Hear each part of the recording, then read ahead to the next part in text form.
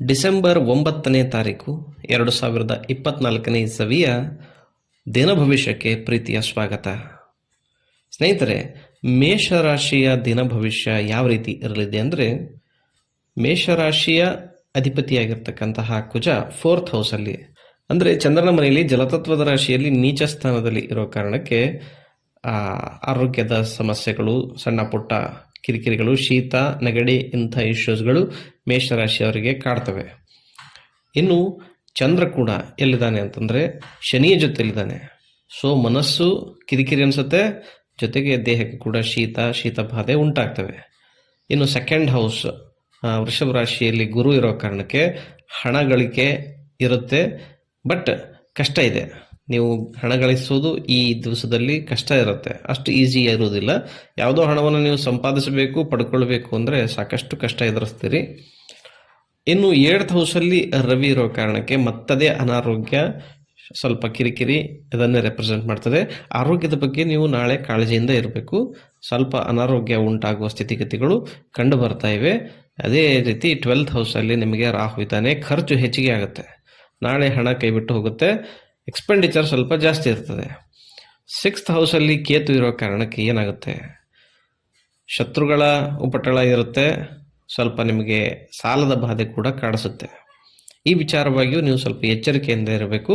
ನಾಳೆ ನೀವು ಏನು ಮಾಡಬೇಕು, ಮುಂಜಾನೆ ಎದ್ದು ಮೊಟ್ಟ ಮೊದಲು ಸೂರ್ಯ ಭಗವಾನನ ದರ್ಶನ ಮಾಡಿ ಸೂರ್ಯನಿಗೆ ನಮಸ್ಕಾರ ಹೇಳಿ. ಸೂರ್ಯ ನಿಮ್ಮ 8th ಹೌಸಲ್ಲಿದ್ದಾರೆ. ಈಗ ರೋಗದ ಸ್ಥಾನ, ಅತ್ಯಂತ ಮಾರಕವಾದ ಸ್ಥಾನದಲ್ಲಿ ಸೂರ್ಯ ಇರೋದು.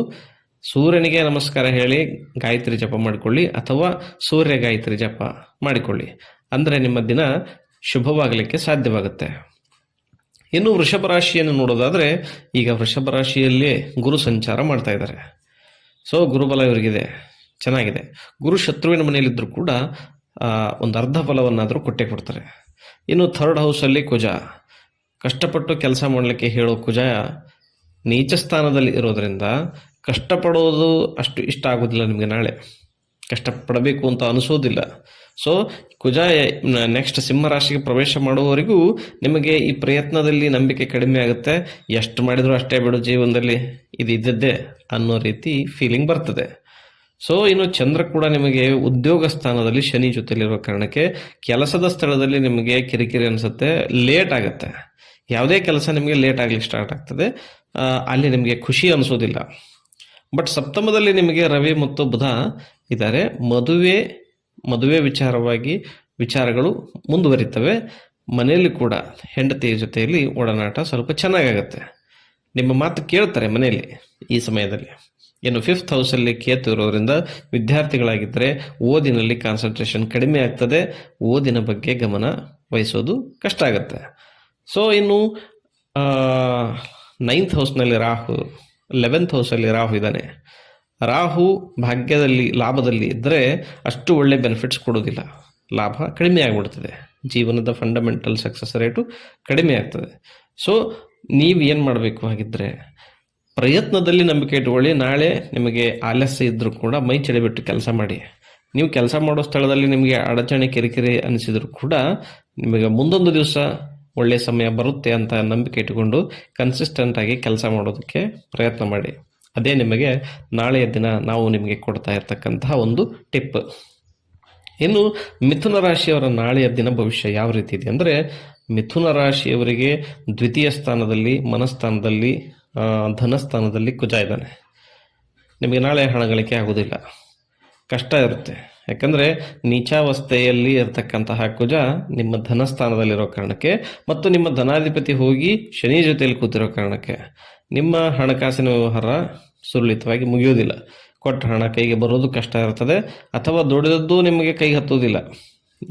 ನಾಳೆ ಸಿಗಬೇಕಾದ ಹಣ ಇನ್ಯಾವತ್ತೋ ಬರ್ತದೆ. ಸೊ ಅಂಥ ಪ್ರಾಬ್ಲಮ್ ಕೂಡ ರೈಸ್ ಆಗ್ತವೆ.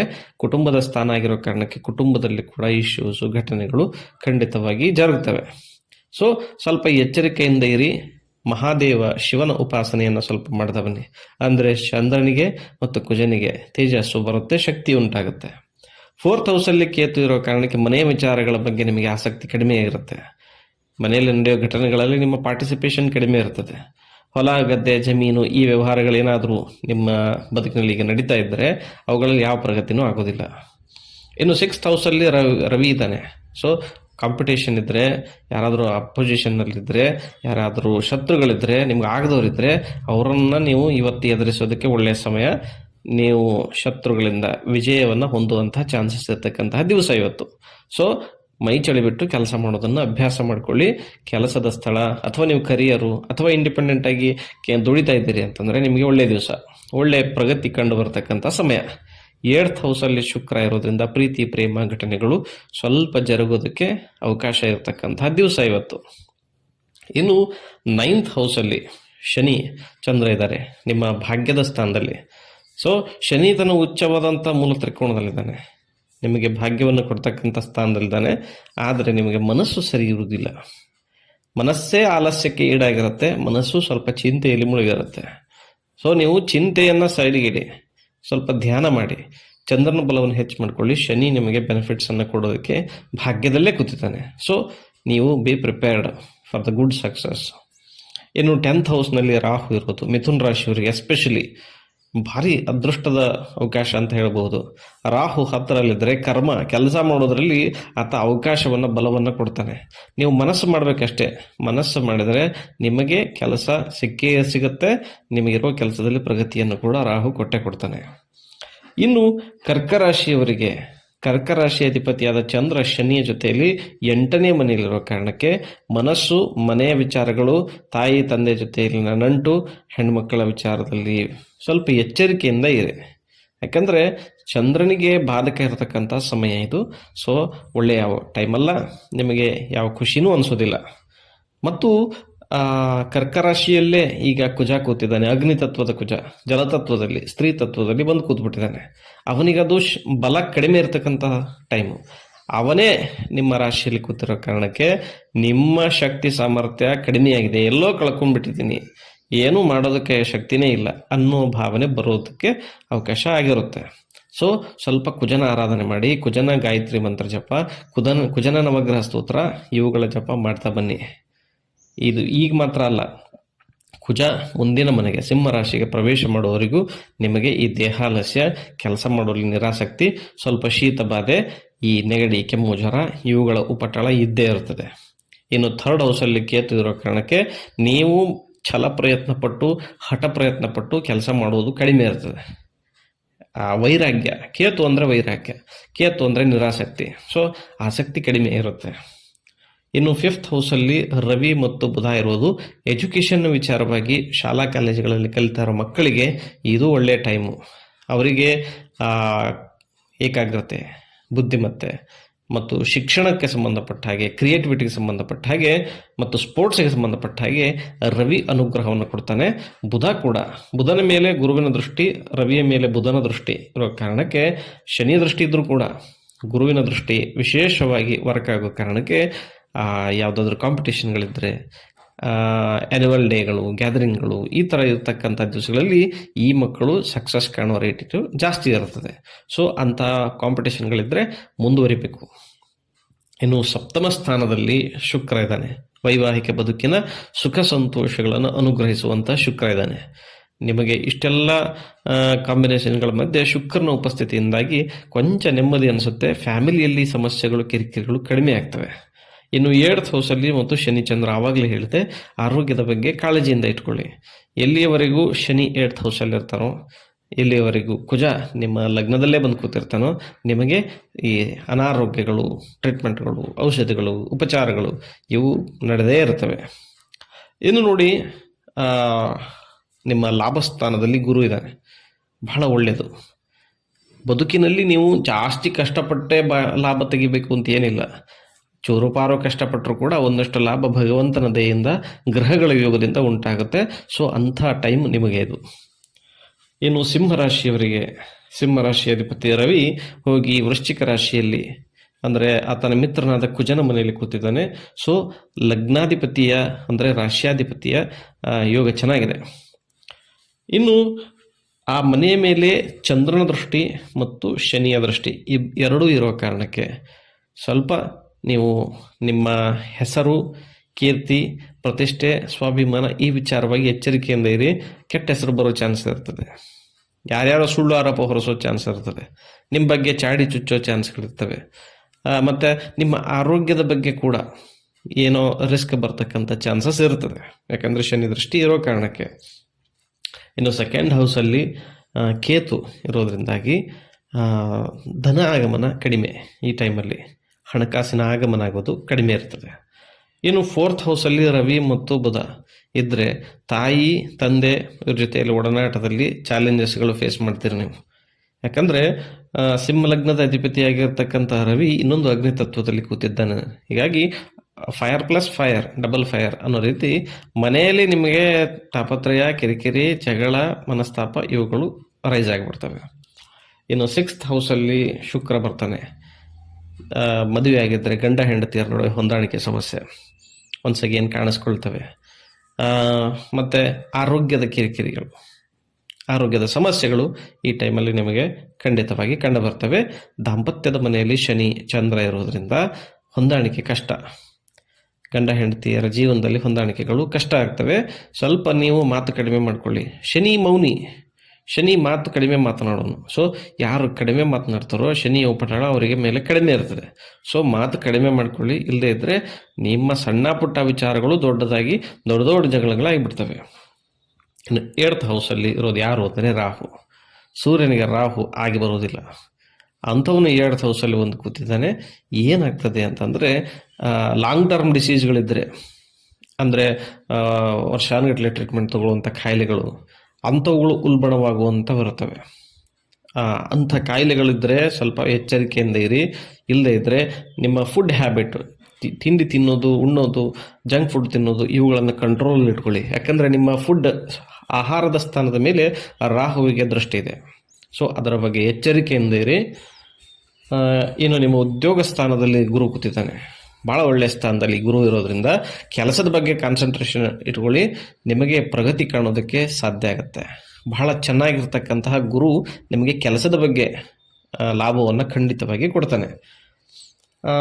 ಇನ್ನು ನಿಮಗೆ ವ್ಯಯಸ್ಥಾನದಲ್ಲಿ ಎಕ್ಸ್ಪೆಂಡಿಚರ್ಸಲ್ಲಿ ನೀಚ ಕುಜ ಇರೋದ್ರಿಂದ ಖರ್ಚು ಜಾಸ್ತಿ. ಈ ಟೈಮಲ್ಲಿ ನೀವು ಕೂಡಿಟ್ಟ ಹಣ ಕೂಡ ಖರ್ಚಾಗ್ಲಿಕ್ಕೆ ಸ್ಟಾರ್ಟ್ ಆಗ್ತದೆ. ಸೊ ನೀವು ಏನು ಮಾಡಬೇಕು, ಈಗ ಖರ್ಚು ನಿಮ್ಮಲ್ಲಿ ಕಂಟ್ರೋಲಿಗೆ ಬರಬೇಕು ಅಂತಂದರೆ ಸ್ವಲ್ಪ ಕುಜನ ಆರಾಧನೆ ಮಾಡಿ. ಕುಜನ ಗಾಯತ್ರಿ ಮಂತ್ರ ಜಪ ದಿನಕ್ಕೆ ಒಂದು ಕನಿಷ್ಠ 50-100 ಜಪ ಮಾಡ್ತಾ ಬನ್ನಿ. ಇಲ್ಲದೇ ಇದ್ದರೆ ಖರ್ಚು ಜಾಸ್ತಿ ಆಗ್ತದೆ. ಶನಿ ಜಪ ಮಾಡಿ ಸ್ವಲ್ಪ ದಿನಕ್ಕೆ 108, ಅಂದರೆ ನಿಮ್ಮ ಆರೋಗ್ಯ, ನಿಮ್ಮ ವೈವಾಹಿಕ ಬದುಕು ಎರಡೂ ಸಮಸ್ಥಿತಿಗೆ ಬರ್ತದೆ. ಇನ್ನು ಕನ್ಯಾ ರಾಶಿಯನ್ನು ನೋಡೋದಾದರೆ, ಕನ್ಯಾ ರಾಶಿಯ ಅಧಿಪತಿ ಬುಧ ಥರ್ಡ್ ಹೌಸಲ್ಲಿ ಸೂರ್ಯನ ಜೊತೆಯಲ್ಲಿ ಅಗ್ನಿ ತತ್ವದಲ್ಲಿ ಕುಜನ ಮನೆಯಲ್ಲಿ ಕೂತಿದ್ದಾನೆ. ನಿಮಗೆ ಬೆಸ್ಟ್ ಟೈಮ್ ಇದು. ಪ್ರಯತ್ನ ಪಡಿ, ಲಾಭವನ್ನು ನಿಮ್ದಾಗಿಸ್ಕೊಳ್ಳಿ. ಬಿತ್ತಿ ಬೆಳೆಯಿರಿ, ಫಸಲನ್ನು ನಿಮ್ದಾಗಿಸ್ಕೊಳ್ಳಿ ಅಂಥ ಟೈಮ್ ಇದು. ಯಾಕಂದರೆ ಲಾಭದಲ್ಲಿ ಕುಜ, ಅದೇ ರೀತಿ ಭಾಗ್ಯದಲ್ಲಿ ಗುರು, ಮತ್ತು ಸಪ್ತಮದಲ್ಲಿ ರಾಹುವಿಗೆ ಬುಧನಿಗೆ ಅಂಥದ್ದೇನು ದೊಡ್ಡ ಇಕ್ವೇಷನ್ ಏನಿಲ್ಲ. ಬಟ್ ಆತ ಏನು ಇವ್ರಿಗೆ ಸಮಸ್ಯೆನೂ ಕ್ರಿಯೇಟ್ ಮಾಡೋನಲ್ಲ. ಸಿಕ್ಸ್ತ್ ಹೌಸಲ್ಲಿ ಶನಿ ಇರೋದು, ಶತ್ರುಗಳನ್ನು ಎದುರಿಸೋದು. ನೀವು ಸೆಲ್ಫ್ ಎಂಪ್ಲಾಯ್ಡ್ ಆಗಿದ್ದರೆ ಕಾಂಪಿಟೇಷನ್ಗಳನ್ನು ಫೇಸ್ ಮಾಡಿ ಫಸ್ಟ್ ಬರೋದು, ಬಿಸ್ನೆಸ್ಸನ್ನು ಬೆಳೆಸೋದು, ಇವೆಲ್ಲವುಗಳನ್ನು ಶನಿ ಆಟೋಮೆಟಿಕ್ಕಾಗಿ ನಿಮಗೆ ಕ್ರಿಯೇಟ್ ಮಾಡಿ ಕೊಡ್ತಾನೆ. ಇನ್ನು ಫೋರ್ತ್ ಹೌಸ್ನ ಅಧಿಪತಿ ಗುರು ನಿಮಗೆ ಎಲ್ಲಿದ್ದಾನೆ, ಭಾಗ್ಯದಲ್ಲಿದ್ದಾನೆ. ಅದು ಕೂಡ ವಂಡರ್ಫುಲ್ ಆದಂತಹದ್ದು. ಮನೆಯ ವಿಚಾರಗಳವಾಗಿ ಲಕ್ಕಿಯಾಗಿರ್ತಾರೆ. ಭಾಳ ಚೆನ್ನಾಗಿರ್ತಕ್ಕಂಥ ಟೈಮ್ ಇದು ನಿಮಗೆ. ಫಿಫ್ತ್ ಹೌಸಲ್ಲಿ ಶುಕ್ರ ಇರೋದ್ರಿಂದ ಯಾರಾದರೂ ಮಕ್ಕಳಿಗೆ ಎಜುಕೇಷನ್ ಫೀಲ್ಡಲ್ಲಿರೋರಿಗೆ, ಆರ್ಟು, ಕಲ್ಚರು, ಡ್ಯಾನ್ಸು, ಆ್ಯಕ್ಟಿಂಗು ಇವುಗಳ ಬಗ್ಗೆ ಆಸಕ್ತಿ ಇರೋರಿಗೆ ಇದು ಬೆಸ್ಟ್ ಟೈಮು. ಯಾರು ಕನ್ಯಾ ರಾಶಿಯರಿದ್ದೀರೋ ಈ ಟೈಮ್ ನಿಮ್ಮದಾಗಿರುತ್ತೆ. ಸೊ ಎಂಜಾಯ್ ಮಾಡ್ಕೊಳ್ಳಿ, ಈ ಟೈಮನ್ನು ಎನ್ಕ್ಯಾಶ್ ಮಾಡ್ಕೊಳ್ಳಿ. ಇನ್ನು ತುಲಾರಾಶಿಯ ಅಧಿಪತಿಯಾಗಿರ್ತಕ್ಕಂತಹ ಶುಕ್ರ ಫೋರ್ತ್ ಹೌಸಲ್ಲಿದ್ದಾನೆ. ಯಾವಾಗಲೂ ಶುಕ್ರನಿಗೆ ಫೋರ್ತ್ ಹೌಸ್ ಸ್ಥಾನ ಬಲ ಇರುತ್ತದೆ. ಅದೇ ರೀತಿ ಆ ರಾಶಿ ಬಲ ಕೂಡ ಅವನಿಗಿದೆ, ಯಾಕಂದರೆ ಶನಿ ಮಿತ್ರನ ಸ್ಥಾನ ಆಗ್ತದೆ. ಸೊ ನಿಮಗೆ ವಂಡರ್ಫುಲ್ ಆದಂಥ ದಿವಸ ಇವತ್ತು. ಮನೆಯಲ್ಲಿ ನೆಮ್ಮದಿ ಇರ್ತದೆ, ಮನೆಯಲ್ಲಿ ಖುಷಿ ಇರ್ತದೆ, ಪ್ರೀತಿ, ಸ್ನೇಹ, ವಿಶ್ವಾಸ ನಿಮಗೆ ಸಿಗ್ತದೆ. ಇನ್ನು ಸೆಕೆಂಡ್ ಹೌಸಲ್ಲಿ ರವಿ ಇದ್ದಾನೆ, ಧನಸ್ಥಾನದಲ್ಲಿ, ಮನಸ್ಥಾನದಲ್ಲಿ, ಕುಟುಂಬದ ಸ್ಥಾನದಲ್ಲಿ ರವಿ ಇದ್ದಾನೆ. ಸಣ್ಣ ಪುಟ್ಟ ಕಿರಿಕಿರಿ ಅನಿಸಿದ್ರು ಕೂಡ ಓವರಾಲ್ ಚೆನ್ನಾಗೇ ಇರ್ತದೆ. ಇನ್ನು ಫಿಫ್ತ್ ಹೌಸಲ್ಲಿ ಶನಿ ಮತ್ತು ಚಂದ್ರ ಇದ್ದಾರೆ. ಎಜುಕೇಷನ್, ಮಕ್ಕಳ ಎಜುಕೇಷನು, ಕ್ರಿಯೇಟಿವಿಟಿ ಫೀಲ್ಡಲ್ಲಿರೋರು, ಆರ್ಟಿಸ್ಟ್ಗಳು ಇಂಥವರಿಗೆ ಒಳ್ಳೆಯ ಸಮಯ ಅಲ್ಲ. ನಿಮಗೆ ಏನೋ ವೇಕೆಂಟ್ ಅನಿಸ್ಬಿಡುತ್ತೆ, ಏನೋ ಬರ ಬಿದ್ದಂಗೆ ಅನಿಸಿರುತ್ತೆ. ಇನ್ನು 6th ಹೌಸಲ್ಲಿ ರಾಹು, ಉಪಚಯ ಸ್ಥಾನ ಅಂತ ಕರಿತೀವಿ, ಅಲ್ಲಿ ರಾಹು ಇರೋದು ಬೆಸ್ಟು.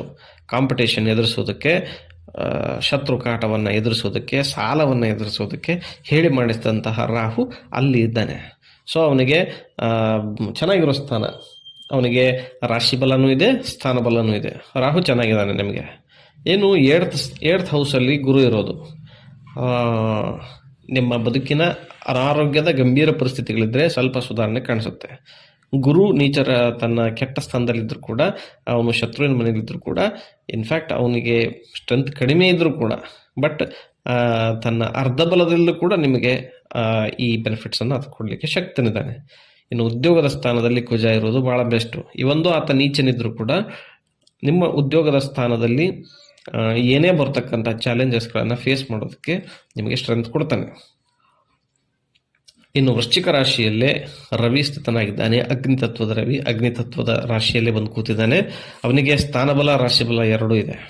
ಸೊ ರವಿ ನಿಮ್ಮನ್ನು ಈ ದಿವಸ ದಾಟಿಸ್ತಾನೆ, ನಿಮ್ಮನ್ನು ಬದುಕಿಸ್ತಾನೆ, ಏನು ಯೋಚನೆ ಮಾಡೋ ಕಾರಣ ಇಲ್ಲ. ಬಟ್ 4th ಹೌಸು ಮನೆಯಲ್ಲಿ ತಾಯಿ ಆರೋಗ್ಯಕ್ಕೆ ಸಂಬಂಧಪಟ್ಟ ಹಾಗೆ ನಿಮ್ಮ ಮನೆ ಪಿತ್ರಾರ್ಜಿತ ಆಸ್ತಿಗಳು ಈ ವಿಚಾರವಾಗಿ ನಿಮಗೆ ಯಾವ ಸಕ್ಸಸ್ಸು ಕಾಣೋದಿಲ್ಲ, ಯಾಕಂದರೆ ಅಲ್ಲಿ ಶನಿ ಇರೋದ್ರಿಂದ. ಇನ್ನು 5th ಹೌಸ್ ಕ್ರಿಯೇಟಿವಿಟಿ ಫೀಲ್ಡಲ್ಲಿದ್ದರೆ ರಾಹು ಇದ್ದಾನೆ. ಸ್ವಲ್ಪ ಎಜುಕೇಷನ್ ಫೀಲ್ಡಲ್ಲಿ ಇರೋರಿಗೆ ಈ ದಿವಸ ಇಂಪಾರ್ಟೆಂಟ್ ಡಿಸಿಷನ್ಗಳನ್ನು ತಗೋಬೇಡಿ. ಕನ್ಫ್ಯೂಷನ್ಗಳಿರ್ತವೆ. ನೀವು ಇವತ್ತು ತೆಗೆದುಕೊಳ್ಳೋ, ಅಂದರೆ ನಾಳೆ ದಿವಸ ತೆಗೆದುಕೊಳ್ಳೋ ನಿರ್ಣಯಗಳಿಗೆ ನೀವು ಇನ್ಯಾವತ್ತೋ ದಿವಸ ಪಶ್ಚಾತ್ತಾಪ ಪಡ್ತೀರಿ. ಅಂಥ ದಿವಸ ನಿಮಗೆ ನಾಳೆ 9ನೇ ತಾರೀಕು 12ನೇ ತಿಂಗಳು 2024ರಂದು ಬರುತ್ತೆ. ಇನ್ನು ಸಪ್ತಮದಲ್ಲಿ ಗುರು ಇರೋದ್ರಿಂದ ಮದುವೆ, ದಾಂಪತ್ಯ, ಪ್ರೀತಿ, ಪ್ರೇಮ ಇವುಗಳ ರಿಲೇಷನಲ್ಲಿರೋರಿಗೆ ಬಹಳ ಒಳ್ಳೆಯ ಟೈಮು, ಸ್ಟೆಬಿಲಿಟಿ ಬರ್ತದೆ, ಚೆನ್ನಾಗಿರುತ್ತೆ ಈ ದಿವಸ ನಿಮಗೆ. ಇನ್ನು ಭಾಗ್ಯದಲ್ಲಿ ಕುಜ, ಆತ ನೀಚನಿರೋದ್ರಿಂದ ಲಕ್ ವರ್ಕ್ ಆಗೋದಿಲ್ಲ. ನಿಮ್ಗೆ ಯಾವುದೇ ರೀತಿಯಾದಂತಹ ಸಡನ್ ಆದಂತಹ ಹಣದ ಆಗಮನ, ಅವಕಾಶಗಳು ದೊರಕಿ ಬಿಡೋದು, ಏನೋ ಆಗಿಬಿಡೋದು, ಇಂಥವುಗಳು ಸಾಧ್ಯ ಇರೋದಿಲ್ಲ. ಸ್ವಲ್ಪ ಎಫರ್ಟ್ ಹಾಕಿ, ನೀವು ಈ ಒಂದಷ್ಟು ದಿವಸಗಳು ಎಫರ್ಟ್ ಹಾಕಿ ಕೆಲಸ ಮಾಡಬೇಕು. 3rd ಹೌಸಲ್ಲಿ ಶುಕ್ರ ಇರೋದ್ರಿಂದ ನೀವು ಕಷ್ಟಪಟ್ಟು ಕೆಲಸ ಮಾಡಬೇಕು. ನಿಮಗೆ ಏನು ಮಾಡಿದರೆ ನಿಮಗೆ ಒಳ್ಳೆಯದಾಗುತ್ತೆ, ಏನು ಮಾಡಿದರೆ ನಿಮಗೆ ಯೋಗ ಕ್ರಿಯೇಟ್ ಆಗುತ್ತೆ ಅಂದರೆ ಗುರುವಿನ ಆರಾಧನೆ ಮಾಡಿ. ಸಪ್ತಮದಲ್ಲಿದ್ದಾನೆ, ಶುಭ ದೃಷ್ಟಿ ಇರ್ತದೆ. ಸಪ್ತಮದಲ್ಲಿರೋನು ನಿಮಗೆ ಲಾಭದ ಮೇಲೆ ದೃಷ್ಟಿ ಇಡ್ತಾನೆ, ಲಗ್ನದ ಮೇಲೆ ದೃಷ್ಟಿ ಇಡ್ತಾನೆ, ಅದೇ ರೀತಿ ನಿಮ್ಮ ಹಾರ್ಡ್ ಎಫರ್ಟ್ನ ಸ್ಥಾನದ ಮೇಲೆ ಕೂಡ ದೃಷ್ಟಿ ಇಡ್ತಾನೆ. ಗುರುವಿನ ಜಪ ಮಾಡಿ, ಕನ್ಸಿಸ್ಟೆಂಟಾಗಿ ಮಾಡ್ತಾ ಬನ್ನಿ, ಖಂಡಿತವಾಗಿ ನಿಮಗೆ ಶುಭವಾಗುತ್ತೆ. ಇನ್ನು ಧನುರಾಶಿಯನ್ನು ನೋಡೋದಾದರೆ ಅದಕ್ಕೆ ಅಧಿಪತಿ ಗುರು, ಆತ 6th ಹೌಸಲ್ಲಿದ್ದಾನೆ. 6th ಹೌಸ್ನ ಗುರು ಏನು ಒಳ್ಳೆ ಕೆಲಸ ಏನಂತ ದೊಡ್ಡದಾಗಿ ಏನು ಮಾಡೋದಿಲ್ಲ. ಅದು ಅವನಿಗೆ ಉಪಚಯ ಸ್ಥಾನಗಳಲ್ಲಿ, ದುಸ್ಥಾನಗಳಲ್ಲಿ ಆತನ ಉಪಸ್ಥಿತಿಯಿಂದ ಏನು ಬೆನಿಫಿಟ್ಸು ಬರುವುದಿಲ್ಲ. ಜೊತೆಗೆ ಆತ ಶತ್ರುವಿನ ಮನೆಯಲ್ಲಿದ್ದಾನೆ. ಸೊ ಅದೇನು ಇಂಪಾರ್ಟೆಂಟ್ ಆದಂತಹ ಪ್ಲಾನೆಟರಿ ಕಾಂಬಿನೇಷನ್ ಆಗಿ ಕೆಲಸನೂ ಮಾಡೋದಿಲ್ಲ. ಇನ್ನು 2nd ಹೌಸಲ್ಲಿ ಧನಸ್ಥಾನದಲ್ಲಿ, ಮನಸ್ಥಾನದಲ್ಲಿ, ಕುಟುಂಬ ಸ್ಥಾನದಲ್ಲಿ ಶುಕ್ರ ಇದ್ದಾನೆ. ಸೊ ಇದು ನಿಮಗೆ ಸ್ವಲ್ಪ ಪಾಸಿಟಿವಿಟಿ ತಂದು ಕೊಡುತ್ತದೆ. ಏನು ಪ್ರಪಂಚದಲ್ಲಿ ಎಲ್ಲ ಹಣ ಗಳಿಸೋದೇ ದೊಡ್ಡದಲ್ಲ, ಬಟ್ ಮಾನಸಿಕವಾಗಿ ನೆಮ್ಮದಿಯಿಂದ ಇರೋದು, ಕುಟುಂಬದ ಜೊತೆ ಒಂದಷ್ಟು ಸಮಯ ಕಳೆಯೋದು, ಈ ಟೈಮ್ ನಿಮ್ಮದು. ನೀವು ನಿಮ್ಮ ಕುಟುಂಬದ ಜೊತೆ, ಮಕ್ಕಳ ಜೊತೆ, ಹೆಂಡತಿ ಜೊತೆ ಸಮಯ ಕಳೀತಕ್ಕಂಥ ಟೈಮ್ ಆಗಿರುತ್ತೆ. ಇನ್ನು 8th ಹೌಸಲ್ಲಿ ಕುಜ ಇರೋದ್ರಿಂದ ಸ್ವಲ್ಪ ಆರೋಗ್ಯದ ಬಗ್ಗೆ ಎಚ್ಚರಿಕೆಯಿಂದ ಇರಿ. ಸ್ಟ್ರೀಟ್ ಫುಡ್ಗಳನ್ನು, ಸಿಕ್ಕಲ್ಲಿ ನೀರು ಕುಡಿಯೋದನ್ನು ಅವಾಯ್ಡ್ ಮಾಡಿ. ಇಲ್ಲೇ ಇದ್ದರೆ ಮುಂದಿನ ದಿನಗಳಲ್ಲಿ ಅನಾರೋಗ್ಯ ನಿಮಗೆ ಬೆನ್ನು ಬೀಳುತ್ತೆ. 3rd ಹೌಸಲ್ಲಿ ಶನಿ ಇರೋದು ಭಾಳ ಒಳ್ಳೆಯದು. ನೀವು ಕೆಲಸ ಮಾಡೋರಾದರೆ, ಲೇಬರ್ಸ್ ಆಗಿದ್ದರೆ, ಹೊಲ ಮನೆ ಜಮೀನುಗಳಲ್ಲಿ ಕೆಲಸ ಮಾಡೋರಾಗಿದ್ದರೆ ನಿಮಗೆ ಒಳ್ಳೆಯ ದಿವಸ, ಒಳ್ಳೆ ರಿಟರ್ನ್ಸ್ ಬರ್ತಕ್ಕಂಥದ್ದು ಚೆನ್ನಾಗಿದೆ. ಇನ್ನು 4th ಹೌಸಲ್ಲಿ ರಾಹು ಇದ್ದಾನೆ. ತಾಯಿ ಮನೆ, ಹೊಲ ಮನೆ ಜಮೀನು ಕೆಲಸಗಳು ಇಂಥವುಗಳು ವಿಳಂಬ ಆಗ್ತವೆ. ಸೊ ಅವುಗಳ ಬಗ್ಗೆ ಜಾಸ್ತಿ ಈಗ ತಲೆ ಕೆಡಿಸ್ಕೊಳ್ಳಿಕ್ಕೆ ಹೋಗ್ಬೇಡಿ. ಇನ್ನು 12th ಹೌಸಲ್ಲಿ ರವಿ ಇದ್ದಾನೆ. ಖರ್ಚು ಜಾಸ್ತಿ ಬರ್ತದೆ ಈ ಟೈಮಲ್ಲಿ, ಹೌದಾ? ಹಣಕಾಸಿನ ಖರ್ಚು ಕಂಟ್ರೋಲಲ್ಲಿ ಇಟ್ಕೊಳ್ಳಿ. ಅದರ ಬಗ್ಗೆ ಸ್ವಲ್ಪ ಕಾನ್ಸಂಟ್ರೇಟ್ ಮಾಡಿ. ಇಲ್ಲದೆ ಇದ್ದರೆ ಗೊತ್ತಿಲ್ಲದೇ ಹಣ ಖರ್ಚಾಗ್ತಾನೆ ಹೋಗ್ತಾ ಇರ್ತದೆ. ಇದು ಧನುರಾಶಿಯವರಿಗೆ ಈ ದಿವಸ ಇರ್ತಕ್ಕಂಥದ್ದು. ಇನ್ನು ಮಕರ ರಾಶಿಯಲ್ಲಿ ಶುಕ್ರ ಇದ್ದಾನೆ. ಮಕರ ರಾಶಿಯವರಿಗೆ ಏನಿದೆ ಅಂತಂದರೆ, ಮಕರ ರಾಶಿಯವರಿಗೆ ಧನಸ್ಥಾನದಲ್ಲಿ ಚಂದ್ರ ಇದ್ದಾನೆ. ಸೊ ಹಣದ ಆಗಮನ ಆಗುತ್ತೆ, ಆದರೆ ಆ ಹಣ ನಿಮಗೆ ತಲುಪೋದಿಲ್ಲ, ಲೇಟ್ ಆಗುತ್ತೆ. ಯಾಕೆಂದರೆ ಶನಿನೂ ಅಲ್ಲೇ ಇದ್ದಾನೆ. ನಿಮಗೆ ಬರಬೇಕಾದ ಹಣ, ಅದ್ರ ಬಗ್ಗೆ ನಿಮ್ಮ ಮನಸ್ಸಿರುತ್ತೆ, ಯಾವತ್ತು ಬರುತ್ತೋ ಅಂತ ಯೋಚನೆ ಮಾಡ್ತಾ ಇರ್ತೀರಿ. ಆದರೆ ಅದು ಬೇಗ ಬರುವುದಿಲ್ಲ, ಯಾಕಂದರೆ ಶನಿಯ ಉಪಸ್ಥಿತಿಯಿಂದಾಗಿ. ಇನ್ನೂ ನಿಮ್ಮ ರಾಶಿಯಲ್ಲೇ ಶುಕ್ರ ಸ್ಥಿತನಾಗಿರೋ ಕಾರಣಕ್ಕೆ ಬಹಳ ಎಂಜಾಯ್ ಮಾಡ್ತಕ್ಕಂಥ ಟೈಮ್ ಇದಾಗಿರುತ್ತೆ. ಬಹಳ ಖುಷಿ ಇರ್ತದೆ. ದಾಂಪತ್ಯ, ಪ್ರೀತಿ, ಪ್ರೇಮ ಇಂಥ ವಿಚಾರಗಳಲ್ಲಿ ಇದ್ರಿ ಅಂತಂದರೆ ಇನ್ನೂ ಸೊಗಸಾದ ಟೈಮ್ ಇದಾಗಿರುತ್ತೆ. ಬಟ್ ಕುಜನ ದೃಷ್ಟಿ ಇರೋದ್ರಿಂದ ಸ್ವಲ್ಪ ಆರೋಗ್ಯದ ಬಗ್ಗೆ ಕಾಳಜಿ ವಹಿಸಿ. ಕುಜ ನೀಚ ಸ್ಥಾನದಲ್ಲಿದ್ದು ನಿಮ್ಮ ರಾಶಿಯನ್ನು ನೋಡ್ತಾ ಇರೋ ಕಾರಣಕ್ಕೆ ಆರೋಗ್ಯದ ಸಮಸ್ಯೆಗಳು, ಪಿತ್ತಕ್ಕೆ ಸಂಬಂಧಪಟ್ಟಂತಹ ಡಿಸೀಸಸ್ಗಳು, ಕಫಕ್ಕೆ ಸಂಬಂಧಪಟ್ಟವು ಇಂಥವುಗಳು ರೈಸ್ ಆಗ್ತವೆ. ಇನ್ನು ನಿಮ್ಮ 5th ಹೌಸಲ್ಲಿ ಗುರು ಇದ್ದಾನೆ. ಯಾರ್ಯಾರು ಮಕರ ರಾಶಿಯ ವಿದ್ಯಾರ್ಥಿಗಳು ಉನ್ನತ ವ್ಯಾಸಂಗ ಮಾಡ್ತಾ ಇದ್ದವರು ಅವರಿಗೆ ಇದು ಮಿಕ್ಸ್ಡ್ ರಿಸಲ್ಟ್ ಕೊಡ್ತಕ್ಕಂತಹ ಟೈಮು. ಯೋಗವೂ ಇರ್ತದೆ, ಅದರ ಜೊತೆಯಲ್ಲಿ ಸ್ವಲ್ಪ ಕಷ್ಟವೂ ಇರ್ತದೆ. ಅಂತಹ ಗುರು ನಿಮಗೆ ಮಿಕ್ಸ್ಡ್ ರಿಸಲ್ಟ್ ಕೊಡ್ತಕ್ಕಂಥ ಸ್ಥಾನದಲ್ಲಿದ್ದಾನೆ. ಮತ್ತು ಕೇತು ನಿಮ್ಮ ಹೈಯರ್ ಎಜುಕೇಷನ್ ಸ್ಥಾನದಲ್ಲಿದ್ದಾನೆ. ಹೈಯರ್ ಎಜುಕೇಷನ್ ಮಾಡ್ತಕ್ಕಂಥವ್ರಿಗೆ ಇಂಟ್ರೆಸ್ಟ್ ಕಡಿಮೆ ಆಗಿರುತ್ತೆ. ಏನು ಬಿಡು, ಎಷ್ಟು ಓದಿದ್ರು ಅಂಕ ಬಂದೆ ಇಷ್ಟೇ ಬರುತ್ತೆ, ಅಥವಾ ಏನು ಓದಿ ಏನು ತೆಗೆದ್ರು ಕೂಡ ಏನು ಉದ್ಯೋಗ ಸಿಗೋದು ಅಷ್ಟರಲ್ಲಿದೆ ಅನ್ನೋ ಒಂದು ಥಾಟ್ ಈ ಟೈಮಲ್ಲಿ ಬರ್ತದೆ. ಇನ್ನು ಕುಂಭರಾಶಿಯವರಿಗೆ ಈಗ 7.5 ನಡೀತಾ ಇದೆ. ಓಕೆ, ಅಲ್ಲೇ ಈಗ ಶನಿ ಇರೋದು, ಹೀಗಾಗಿ ಭಾಳ ಕಷ್ಟದ ಸಮಯ. ಕುಂಭರಾಶಿಯವರು ಶನಿದೇವನ ಆರಾಧನೆ ಮಾಡಿ, ಕುಂಭರಾಶಿಯವರು ನವಗ್ರಹ ದೇವಸ್ಥಾನಗಳಿಗೆ ಹೋಗಿ ಬನ್ನಿ. ಕುಂಭರಾಶಿಯವರು ಈಗ ಎಚ್ಚರಿಕೆಯಿಂದ ಇರಬೇಕಾದ ಕಾಲ. ಯಾವುದೇ ಹೊಸ ಅಡ್ವೆಂಚರ್ಗಳು, ಕೆಲಸದ ಚಟುವಟಿಕೆಗಳು, ಬಿಸ್ನೆಸ್ಗಳಲ್ಲಿ ಹೊಸ ನಿರ್ಧಾರ ಇಂಥವುಗಳನ್ನ ಮಾಡಬೇಕಾದ್ರೆ ಶನಿಯ ಉಪಾಸನೆಯನ್ನು ಖಂಡಿತವಾಗಿ ಮಾಡ್ತಾ ಬರಬೇಕು. ಇಲ್ಲದೇ ಇದ್ದರೆ ನಿಮ್ಮ ಸಕ್ಸಸ್ ರೇಟು ಭಾಳ ಕಡಿಮೆ ಆಗಿಬಿಡ್ತದೆ. ಈಗ ಮುಂದಿನ ಇನ್ನೊಂದು ವಿಚಾರ ಏನು ಅಂದರೆ, ಚಂದ್ರ ಕೂಡ ಅಲ್ಲೇ ಇರುವ ಕಾರಣಕ್ಕೆ, ಕುಂಭರಾಶಿಯಲ್ಲೇ ಇರುವ ಕಾರಣಕ್ಕೆ ನಿಮಗೆ ಮನಸ್ಸಿಗೆ ಈ ದಿನ ಅಂದರೆ 9ನೇ ತಾರೀಕು ನಿಮಗೆ ಚೆನ್ನಾಗಿ ಅನಿಸೋದಿಲ್ಲ. ಭಾಳ ಕಿರಿಕಿರಿ ಅನಿಸುತ್ತೆ, ಭಾಳ ಒತ್ತಡ ಅನಿಸುತ್ತೆ, ಅಷ್ಟು ಖುಷಿ ಅಂತ ಅನಿಸೋದೇ ಇಲ್ಲ.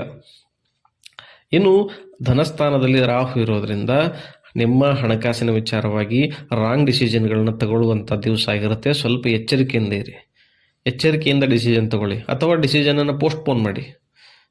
ಡಿಸಿಷನ್ಗಳನ್ನು ರಾಂಗ್ ಆಗಿ ಯಮಗಂಡ ಕಾಲದಲ್ಲಿ, ರಾಹು ಕಾಲದಲ್ಲಿ ತಗೊಂಡು ಬಿಡಬೇಡಿ, ಲಾಸ್ ಆಗುತ್ತೆ.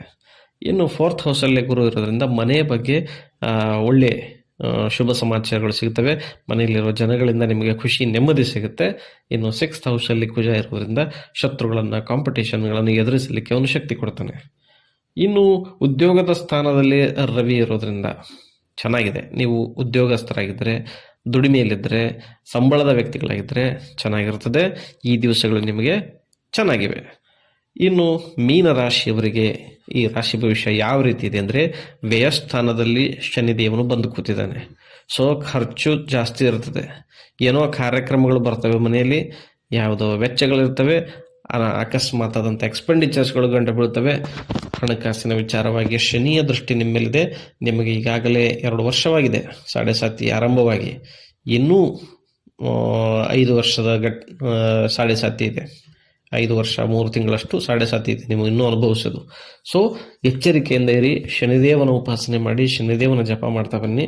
ನಿಮಗೆ ನಿಮ್ಮ ರಾಶಿಯಲ್ಲಿ ರಾಹು ಕೂತಿರೋದ್ರಿಂದ ನಿಮ್ಮ ಡಿಸಿಷನ್ಗಳು ರಾಂಗ್ ಆಗ್ತಾ ಹೋಗೋ ಚಾನ್ಸಸ್ ಇರ್ತದೆ. ತೀರ್ಮಾನಗಳನ್ನು 5-6 ಬಾರಿ ಯೋಚನೆ ಮಾಡಿ ತಗೊಳ್ಳಿ, ಅವಸರದಲ್ಲಿ ತಗೋಬೇಡಿ. ಇನ್ನು ಗುರು 3ನೇ ಸ್ಥಾನದಲ್ಲಿ, ಪ್ರಯತ್ನದ ಸ್ಥಾನದಲ್ಲಿ, ಸಹೋದರರ ಸ್ಥಾನದಲ್ಲಿದೆ. ಸೊ ಅಣ್ಣ ತಮ್ಮಂದರ ಜೊತೆಲಿ ವ್ಯವಹಾರ ಮಾಡುವಾಗ, ಮಾತುಕತೆ ಮಾಡುವಾಗ ಎಚ್ಚರಿಕೆಯಿಂದ ಇರಿ. ಒಂದೇ ಒಂದು ಬಾಯಿ ತಪ್ಪಿದ ಮಾತಿನಿಂದಾಗಿ ದೊಡ್ಡ ಸಮಸ್ಯೆಗಳು ಕ್ರಿಯೇಟ್ ಆಗಿಬಿಡ್ತವೆ. ಅದಕ್ಕೆ ಸ್ವಲ್ಪ ಎಚ್ಚರಿಕೆಯಿಂದ ಇರಿ, ನೀವು ಜವಾಬ್ದಾರಿಯುತವಾಗಿ ನಡೆದುಕೊಳ್ಳಿ. ಇನ್ನು ಎಜುಕೇಷನ್ನ ಸ್ಥಾನದಲ್ಲಿ, ಕ್ರಿಯೇಟಿವಿಟಿ ಸ್ಥಾನದಲ್ಲಿ, ಮಕ್ಕಳ ಸ್ಥಾನದಲ್ಲಿ ಕುಜ ಇರೋ ಕಾರಣಕ್ಕೆ ನೀವು ಮಕ್ಕಳನ್ನು ಎಕ್ಸ್ಪೆಕ್ಟ್ ಮಾಡ್ತಾ ಇದ್ದರೆ ಸ್ವಲ್ಪ ಅದು ಅನುಕೂಲ ಆಗೋದಿಲ್ಲ ಈ ದಿವಸ ನಿಮಗೆ. ಇನ್ನು 9th ಭಾಗ್ಯಸ್ಥಾನದಲ್ಲಿ ರವಿ ಇದ್ದಾನೆ. ಭಾಗ್ಯೋದಯವಾಗುವಂತಹ ಸಮಯ ಇದು. ಏನಾದರೂ ಒಂದು ಘಟನೆ ಈ ಕೆಲವು ದಿವಸಗಳಲ್ಲಿ ನಿಮ್ಮ ಬದುಕಿನಲ್ಲಿ ನಡೆಯುತ್ತೆ. ಒಂದು ವಾರ ಒಪ್ಪತ್ತಿನಲ್ಲಿ ನಿಮ್ಮ ಬದುಕಿನಲ್ಲಿ ವಿಶೇಷವಾದಂಥ ಘಟನೆ ಒಂದು ನಡೆಯುತ್ತೆ, ಭಾಗ್ಯ ತೆರೆದುಕೊಳ್ಳುತ್ತೆ. ಸೊ ಚೆನ್ನಾಗಿರೋ ದಿವಸ ಇದು ನಾಳೆಯ ದಿನ 9ನೇ ತಾರೀಕಿನ ಡಿಸೆಂಬರ್ ತಿಂಗಳ 2024ನೇ ಇಸವಿಯ ಒಂದು ದಿನ ಭವಿಷ್ಯ.